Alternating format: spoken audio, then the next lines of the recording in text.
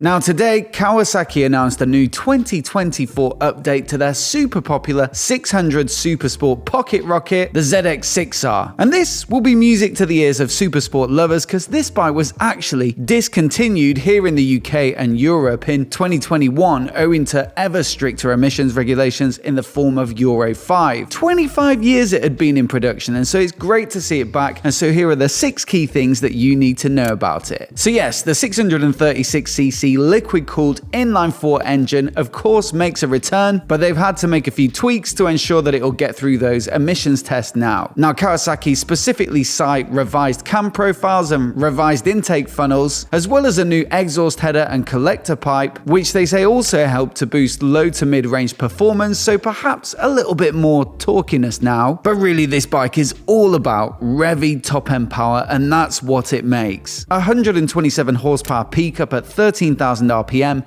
with the aid of Kawasaki's Ram Air system. Thing is though, that's actually a little bit down on the previous iteration. That made more like 134 horsepower at 13,500 RPM, and so perhaps they had to cap the revs a little bit to meet those emissions regulations. And like they say, it's a little bit stifled elsewhere as well, so I think probably that's understandable. You'd rather see it on the market than not and sacrifice 5 horsepower, and also it should still be an absolute screaming hoot to ride. Now from a chassis perspective, they don't give full detailed specs on the press release, but if you look at the pictures side by side, it looks pretty much exactly the same as the previous generation. So you've got the same twin spar cast aluminium frame, the same 41mm Showa upside down separate function big piston fork with full adjustability. There should also be a fully adjustable shock at the rear too, and again you've got twin radially mounted 4-piston monoblock brake calipers up front from Nissin, biting down on dual 310mm discs. This time they've moved over to round though. They've moved away from the petal-shaped disc that used to be a little bit of a signature feature of the Kawasaki's. Then at the rear you've got a single pot caliper on a 220mm disc, and the tyres are fresh with Pirelli's latest Diablo Rosso 4s, which are the perfect choice for a bike like this, with a sporty design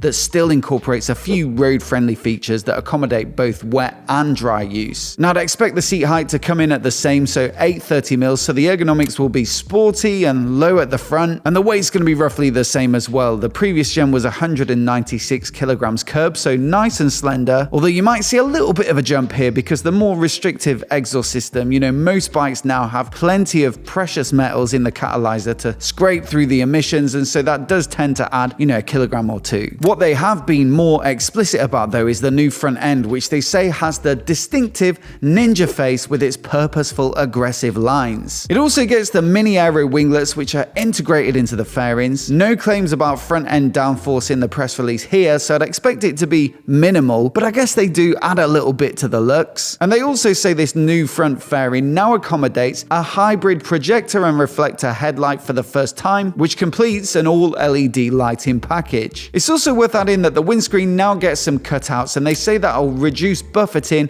which of course is going to improve rider comfort over time. Elsewhere though, in terms of styling, this bike looks very similar to the previous iteration. You've just got a few little nips and tucks here and there, but that's because Kawasaki have this hugely consistent design language which is super modern and angular. Visually, the 6R fits right into the ZX lineup between the 4R, which was recently announced, and their ZX-10R superbike. And generally I'd say you'll either love it or hate it. Kawasaki's are always bold, especially in that traditional punchy green paint job. It definitely stands out. But if you do want something a little more mellow, then I actually quite like this grey finish that they're now offering. It's got like a split design. You've got metallic graphite grey at the top and metallic Diablo black at the bottom, so it's got a bit of a half contrasty look, and I think it's a bit more stealthy and perhaps a little more classy. As always though, let me know which one you'd pick down in the comments below. Now a big change in the cockpit comes in the form of a new 4.3-inch full color TFT display, and this opens up smartphone connectivity via Kawasaki's Rideology app. And you've also got a few new little bits like the shift light, the riding mode indicator, and if you've got the phone integration hooked up, you've got the Bluetooth indicator as well as call and messaging notifications. Now another thing that's new on this dash, which I don't quite get, is the eco riding indicator. I've tried it out on other Kawasaki's recently, and basically it just illuminates when you're moderate on the throttle. I guess it's there to encourage, sensible, fuel efficient riding, but I think it's a bit at odds with the attitude and intention of a super sport bike like this that's meant to be revved to the moon and back and is more likely to be seen on the track than doing the sort of local commute. But perhaps somebody somewhere might find it useful. Much more fitting, in my opinion, to the sporty nature of this bike would be the KQS or Kawasaki Quickshifter, and you've also got 3 levels of traction control, various levels of power modes, and 4 riding modes to choose from, so sport, road, rain, and rider. Now, pricing for this one starts at £10,599, which is just shy of $1,000 more than the previous iteration. But to be fair to Kawasaki, that was 2 or 3 years ago, and things have certainly crept up a bit in the bike market over that time period. As for whether it's actually good value for money by today's standards, though, is a little bit difficult to say, because much like this bike was